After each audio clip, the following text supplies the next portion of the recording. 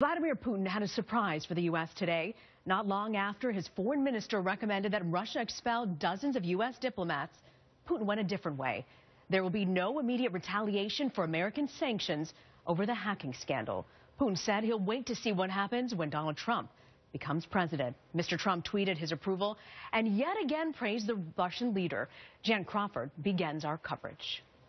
Within hours of Vladimir Putin's announcement that U.S. diplomats would not be expelled, a convoy of Russians from one of the compounds closed by the administration arrived at the Russian embassy in Washington.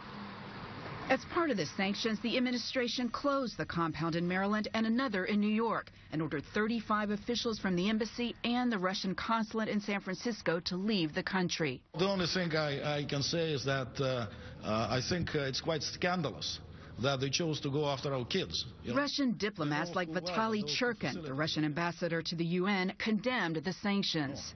They know full well that those two facilities, which they mentioned in their notes, they are vacation facilities for our kids. In a tweet, the Russian embassy said Russia was preparing to send aircraft for its ousted personnel, and Putin had been widely expected to retaliate. His surprise decision to hold off drew praise from President-elect Trump. In a tweet Friday afternoon, Trump said, "Great move on delay by V. Putin. I always knew he was very smart."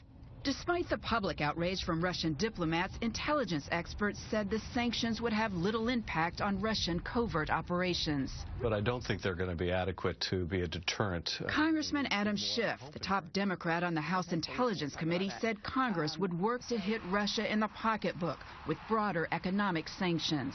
These are things that are very threatening to the Kremlin. These are things they do not want to see. So when you're designing a deterrent, you have to impose a real cost that will get their attention. This imposed a real cost.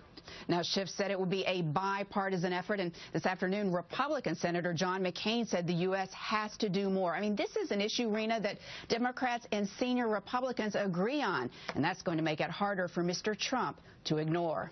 Jan Crawford, thank you.